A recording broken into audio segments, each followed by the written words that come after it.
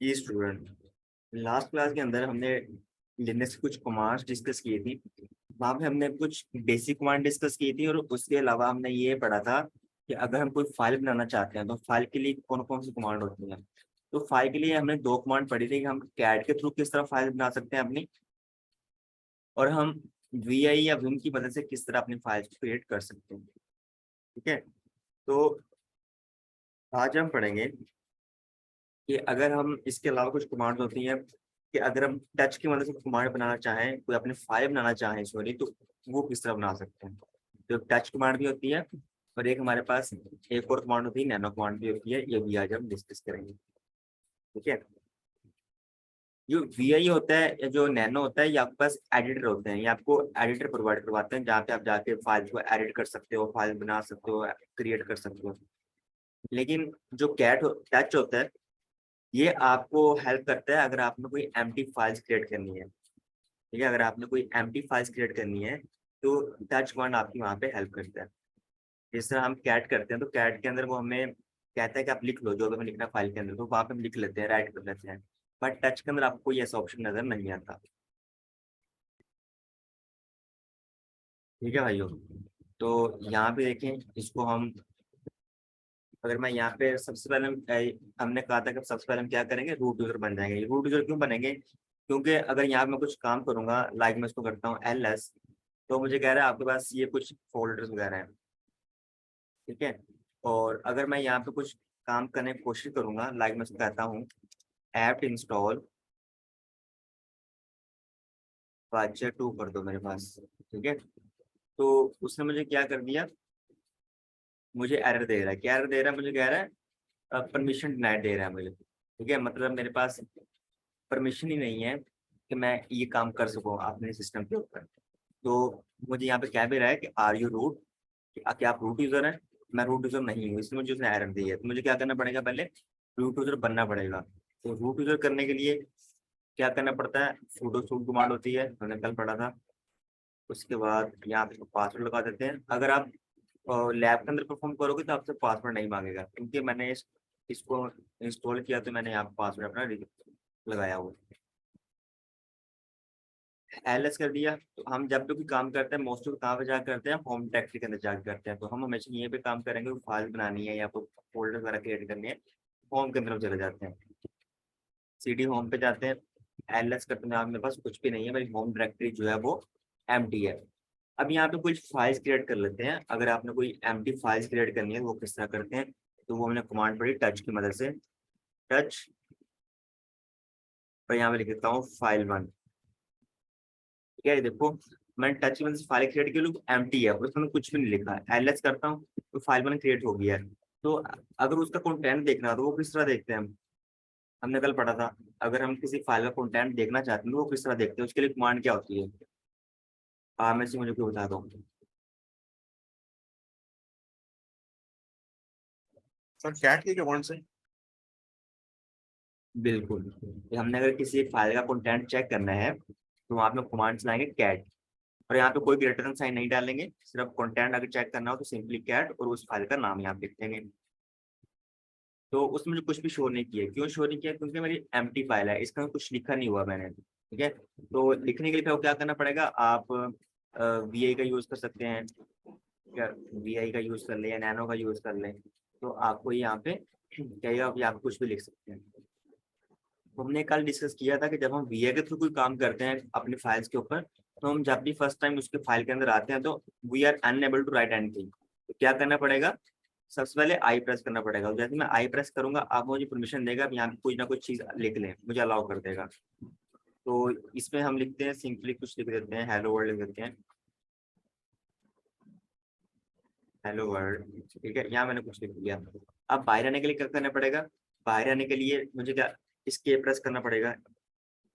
escape press किया, shift दबा के कॉलन प्रेस किया, W Q, और एंटर कर दिया मैंने, तो मैं बाहर आ गया। अब अगर मैं इसको चेक करना चाहूँ कि मैं फाइल बंद के अंदर जो कुछ मैंने कंटेंट लिखा है क्या मुझे वो शो हो रहा है कि नहीं हो रहा, सिंपली कैट चलाएंगे हम तो देखो मुझे यहाँ पे शो हो रहा है। ठीक है, और अगर आपने टच की मदद से मल्टीपल फाइल्स क्रिएट करना चाहते हो, वो भी आप कर सकते हैं। आप चाहते हैं मैं एक साथ काफी सारी फाइल्स क्रिएट करना चाहता हूँ टच के साथ, वो भी आप कर सकते हैं, लाइक फाइल 2, फाइल 3, फाइल 4। ठीक है, तो मल्टीपल कमांड चाहता हूँ, आपकी मल्टीपल फाइल्स यहाँ पे बन गई हैं। एलएस करता हूँ, देखो आपकी एक साथ मल्टीपल फाइल्स बन गई हैं, file 1, file 2, file 3, file 4। File 1 के पास अंदर कंटेंट लिखा हुआ है, लेकिन फाइल 2, 3 एंड 4 क्या है आपके पास एम्प्टी है, उस पर कुछ भी नहीं लिखा हुआ। इस तरह भी आप कर सकते हो। उसके अलावा हमारे पास टच की मदद से हम एक काम करते हैं, यहाँ पे अगर हम देखना हो स्टैट चेक करना हो किसी भी फाइल का, स्टैट मतलब कि फाइल कब बनी थी, कब उसको एक्सेस किया गया था लास्ट टाइम, को कब मॉडिफाई किया गया था। अगर आपने ये सारी चीजें देखनी हो उस फाइल से रिलेटेड तो वो भी देख सकते हैं। लाइक मैं यहाँ पे लिखता हूँ स्टैट, तो फाइल 1 यहाँ पे लिख देता हूँ। किसी भी फाइल का आपने स्टैट चेक करने तो आप यहाँ से चेक कर सकते हो।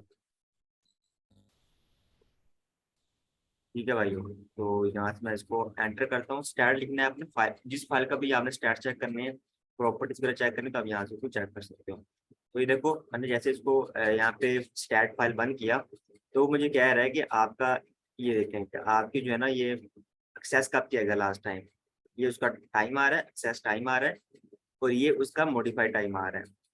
ठीक है, आप जो एक्सेस कब किया, मॉडिफाई कब किया, चेंज कब किया, तो ये सारी चीजें आपको यहाँ पे शो हो रही हैं। ठीक है, अगर मैं कुछ देर बाद यहाँ पे देखो इसी एक मिनट 12 को निकाल देता हूँ, इसी फाइल को या इसी हम कमांड को दोबारा चलाते हैं, तो देखो मेरे पास यहाँ पे क्या टाइम आ रहा है। मेरे पास टाइम आ रहा है, एक्सेस टाइम देखें और मॉडिफाई टाइम देखें, 21, 39, 14 ये टाइम आ रहा है मेरे पास। ठीक है, अब अगर इसको 5 मिनट बाद भी चलाएंगे या 10 मिनट बाद भी चलाएंगे, तो यही आपके पास टाइम आएगा, एक्सेस टाइम मॉडिफाई टाइम यही आएगा आपको, जब तक आप उसको मॉडिफाई नहीं करो। ठीक है, लेकिन अगर आप चाहते हैं कि मैं इसका ये चेंज करना चाहता हूँ, एक्सेस टाइम चेंज करना चाहता हूँ, मैं मॉडिफाई टाइम चेंज करना चाहता हूँ, अपनी फाइल को मॉडिफाई किया और आप उसका टाइम को चेंज करना चाहते हो, वो भी आप कर सकते हैं। वो किस तरह कर सकते हैं, आप वहाँ पे चलाएंगे, मैं दोबारा कमांड चलाता हूँ, तो देखो सेम आएगा मेरे पास, 21, 39, 14, 21, 39, 5 सेम यहाँ पे आ रहा है जो यहाँ पे है। ठीक है, लेकिन मैं चाहता हूँ मेरे पास एक्सेस टाइम चेंज हो जाए, तो एक्सेस टाइम चेंज करने के लिए क्या क्या करना पड़ेगा मुझे, टच -A। -A का मतलब क्या होता है, मैं एक्सेस टाइम चेंज करना चाहता हूँ। ठीक है, और फाइल 1 लिखते हैं, इस फाइल का भी अपने करना है, फाइल 1 करें। अब दोबारा वही कमांड चलाएंगे स्टार्ट वाली, तो ये देखो मेरे पास जो है ना एक्सेस टाइम उसका चेंज हो गया।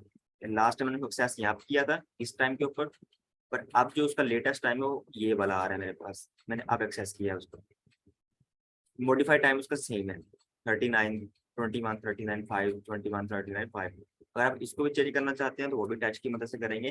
बट अब यहाँ पे पहले आपने ए लिखा था, ए फॉर एक्सेस, लेकिन अब आपने मॉडिफाइड टाइम चेंज करना है तो -M लगाएंगे यहाँ पे। और जिस फाइल को भी आपने कमांड चलानी है उस फाइल का यहाँ पे हम क्या लिखते हैं, नाम लिख देते हैं। दोबारा वही कमांड चलाता हूँ स्टैट फाइल 1, तो देखो अब यहाँ मेरे पास मॉडिफाइड टाइम भी चेंज हो गया है। या उसको आपने चेंज कब किया, मॉडिफाई कब किया, तो वो भी है उसके पास आपका टाइम चेंज हो जाता है। तो इस तरह भी आप कर सकते हो, डिफरेंट तरीके से यहाँ पे काम कर सकते हो। सर जी कुछ है। सर ये ऑटोमेटिकली सिस्टम चेंज नहीं करता, हमें जाके मैनुअली चेंज करना पड़ता है। हाँ ये चेंज नहीं करता, लाइक यहाँ पे अगर मैं इसको करता हूँ, VI मुझसे कर लेते हैं, देखें VI, और फाइल 1 के ऊपर काम कर रहे थे ना, तो फाइल 1 को चेंज कर लेते हैं जरा। फाइल 1 चलिए, थोड़ा टाइम गुजरने दें, फिर इसको हम करते हैं। ठीक है, तो अभी जो है ना इसका Ctrl L करके दोबारा वो कमांड चलाते हैं हम, स्टैट फाइल 1, और इसको हम थोड़ी देर बाद मॉडिफाई करते हैं, फिर देखते हैं कि चेंज करता है क्यों नहीं करता है चेंज। ठीक है भाइयों, उसके अलावा एक और कमांड होती है कि कुछ हमारे पास ना हिडन फाइल्स होती हैं, हमने कल भी डिस्कस किया था, अगर आपने वो क्रिएट करनी है जो आपको नजर ना आए, ठीक है, वो भी आप क्रिएट कर सकते हैं। टच डॉट फाइल ए कर लें यहाँ पे, तो मेरे पास हिडन फाइल क्रिएट हो गया है, मतलब ये आपको नजर नहीं आएगी। एलएस करूंगा तो देखो मेरे पास फाइल ए नजर नहीं आ रही है यहाँ पे, तो फाइल ए किस तरह नजर आएगी, आपको LS-A करना पड़ेगा, आपको ऑल फाइल्स लिस्ट कर देगा जो भी आपकी हिडन फाइल्स हैं। देखो यहाँ मेरे पास फाइल ए भी शो हो रही है। ठीक है, और अगर इसी तरह आप यहाँ पे टच डॉट फाइल बी ये करते हैं, तो LS करूंगा तो मुझे शो नहीं करेगा। ठीक है, लेकिन अगर मैं LA करूंगा या LS-A करूंगा तो तब मुझे शो करेगा। LA करें मुझे इसने शो कर दिया, फाइल बी भी शो कर दिया। तो कुछ हिडन फाइल्स होती हैं वो भी आप इस तरह से देख सकते हो। चलिए जब स्टार्ट वाला देख लेते हैं, स्टैट फाइल 1 किया तो मुझे क्या शो कर रहा है, लास्ट टाइम मेरे पास 21, 42 शो कर रहा है। अब इसको जरा मॉडिफाई कर लेते हैं हम फाइल 1 को, vi फाइल 1 करता हूँ मैं, आई प्रेस करता हूँ, यहाँ पे इसको मॉडिफाई करते हैं, यहाँ लिख देते हैं न्यू कंटेंट, कुछ भी लिख दें आप, ठीक है, सब प्रैक्टिस करनी है ना हमने। इसके प्रेस किया और हमने यहाँ पे कॉलम प्रेस किया, W एंटर किया, बाहर आ गया।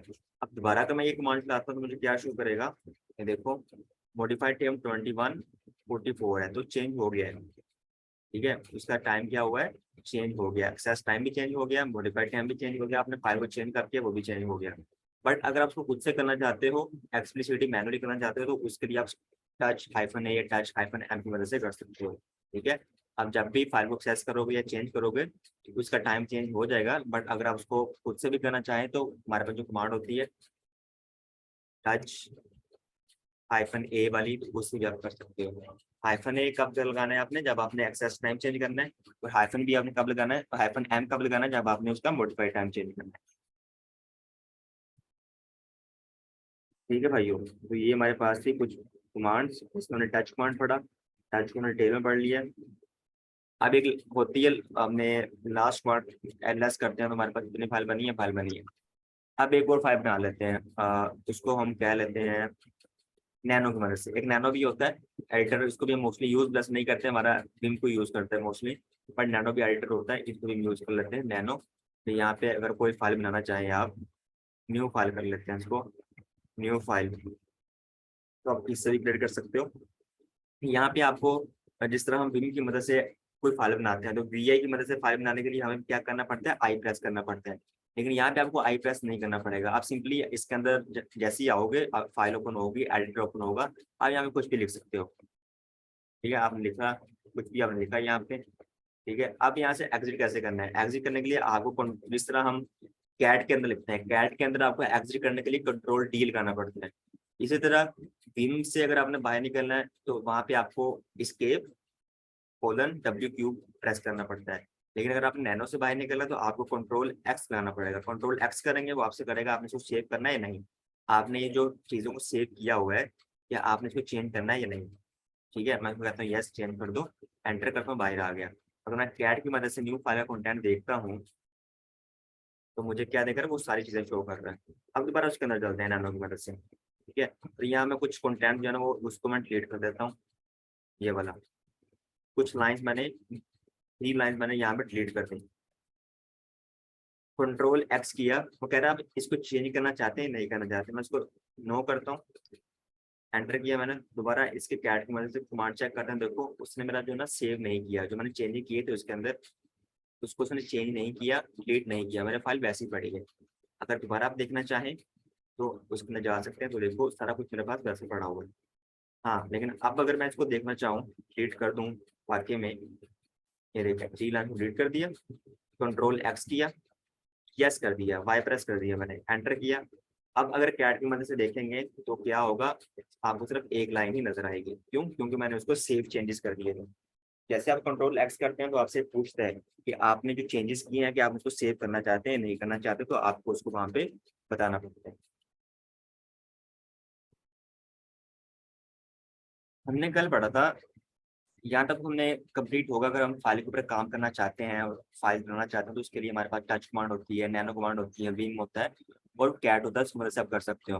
बट अगर आप यहाँ पे, हमने कल एक कमांड पढ़ी थी mkdir, मैं एटलस करता हूँ, यहाँ मेरे पास सारी फाइल पड़ी हुई है, कोई भी डायरेक्टरी नहीं बनी हुई है, ठीक है। तो डायरेक्टरी बनाने के लिए मुझे क्या करना पड़ेगा, mkdir, और डायरेक्टरी बन करना पड़ेगा मुझे यहाँ पे। तो एलएस करता हूँ, देखो मेरा यहाँ पे एक फोल्डर या डायरेक्टरी मेरे पास बन गई है, डायरेक्टरी वन के नाम से। लेकिन अगर आप यहाँ पे मल्टीपल डायरेक्टरी बनाना चाहते हो तो वो कैसे बना सकते हो, तो मल्टीपल डायरेक्टरी बनाने के लिए आपको क्या करना पड़ेगा, mkdir, तो यहाँ पे -p लगाना पड़ेगा, -p, और एक साथ यहाँ पे लिख दो डायरेक्टरी 2, डायरेक्टरी 3, डायरेक्टरी 4। तो जिस तरह हम टच की मदद से एक साथ काफी फाइल बना सकते हैं, तो इसी तरह आप इस कमांड की मदद से एक साथ काफी डायरेक्टरीज आप एक साथ बना सकते हो। एलएस किया तो देखो मेरे पास सारी चीजें यहाँ पे बन गई हैं, ठीक है। अगर यहाँ पे ट्री की कमांड होती है, अगर आप वो चलाओ तो आपको सारी चीजें जो है एक सीक्वेंस में शो होंगी। एलएस करता हूँ, अब यहाँ मैं क्या करता हूँ, मैं चाहता हूँ कि मैं इसी फोल्डर के अंदर बैठे हुए किसी दूसरे फोल्डर के अंदर कोई काम करूँ, ठीक है।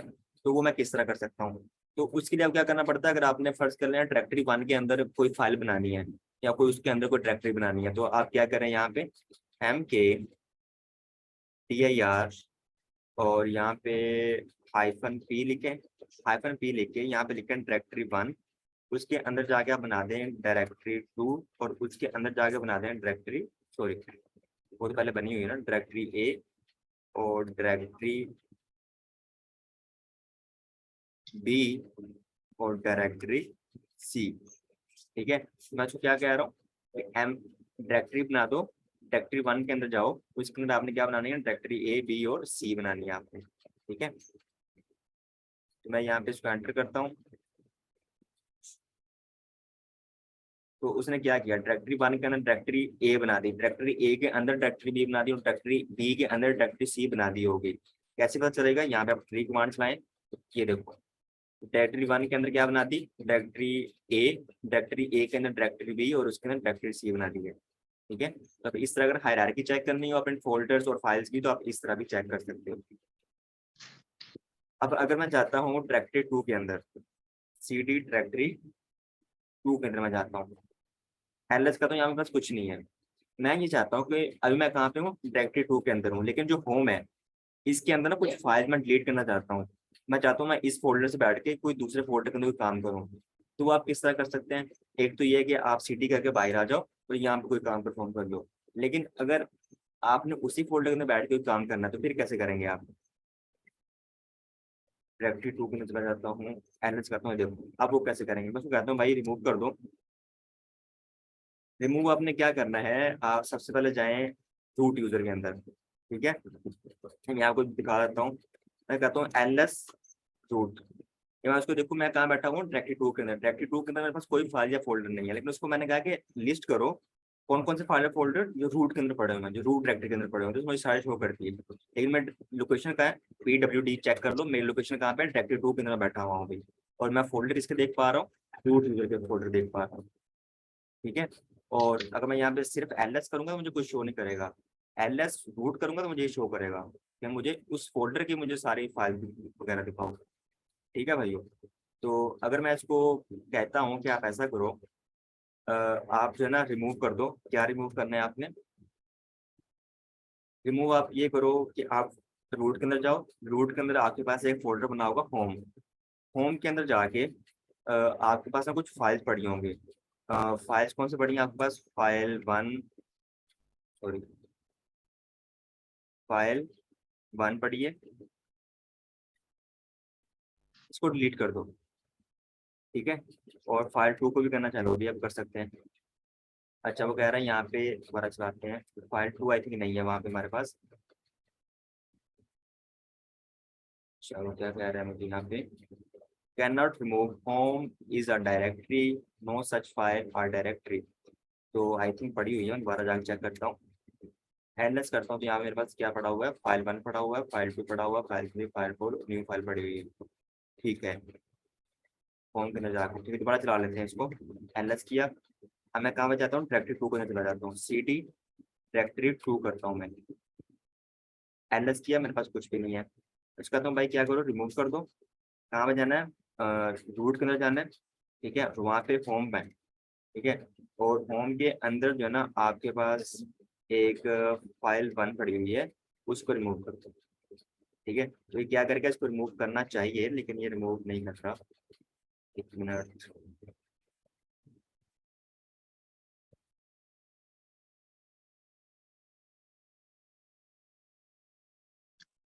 आप इसने रिमूव कर दिया। ठीक है, तो मैं यहाँ पे वापस आता हूँ, एनएस तो आपको यहाँ पे फाइल 1 नजर नहीं आएगी। तो इस तरह जो ना आपको ये रिटर्न जो फॉरवर्ड स्लैश लगानी पड़ती है आपको। मैं दोबारा आपको दिखाते हैं, हमारे पास कौन सी फाइल पड़ी है, फाइल 2, फाइल 3, फाइल 4, इसको एक साथ डिलीट करते हैं। तो CD डायरेक्टरी 3 के अंदर चला जाता हूँ, एलएस का तो यहाँ पे कुछ नहीं पड़ा हुआ, लेकिन उसमें कहता हूँ भाई आप रिमूव कर दो। क्या रिमूव करना है आपने, रूट के अंदर जाओ, रूट के अंदर होम डायरेक्टरी बनी हुई है, उसके अंदर जाओ, उसके अंदर आपके पास जो है ना वो फाइल 2 है। ठीक है, फाइल 2 है, और यहाँ पे आपके पास फाइल 3 है, फाइल 4 है, तो इसको डिलीट कर दो। तो उसको डिलीट नहीं कर रहा। ठीक है, आई थिंक ये 1 बाय 1 होंगी, तो इसको जो है ना यहाँ पे ऐसे कर लेते हैं, फाइल 2 इसमें कहता हूँ डिलीट कर दो। तो फाइल 2 किया, रिमूव फाइल 2, दोबारा दे रहे हैं हमें, कोई बात नहीं, वापस आते हैं, कंट्रोल करते हैं, एनएस करते हैं यहाँ पे हम। अच्छा फाइल 2 तो नहीं है मेरे पास, ठीक है, फाइल 2 नहीं है, फाइल 3, फाइल 4 और फाइल न्यू फाइल पड़ी हुई है, तो इसको हम डिलीट कर सकते हैं। दोबारा जाते हैं हम CD डायरेक्टरी फोल्ड करना चाहता हूँ मैं यहाँ पे, एलएस करता हूँ, कुछ भी नहीं है, उसको मैं कहता हूँ अब ऐसा करो, रिमूव कर दो, रूट के अंदर जाओ, होम के अंदर आ जाओ, सॉरी, होम के अंदर आ जाओ, होम के अंदर जाके फाइल है, कुछ फाइल है उसको डिलीट कर दो। ठीक है भाइयों, तो यहाँ पे मैं इसको क्या करता हूँ, फाइल का नाम लिख लेता हूँ, फाइल 3 लिख देता हूँ। तो जब आपको एरर नहीं देता ना, इसका मतलब है आपका काम हो गया है। ठीक है, तो उसने मुझे रिमूव कर दिया होगा, चेक करना हो तो आप यहाँ पे आगे वापस चेक कर सकते हैं। एलएस करता हूँ, तो चेक करने को पता है एलएस की कमांड होती है, तो आप इस तरह भी यहाँ से चेक कर सकते हैं।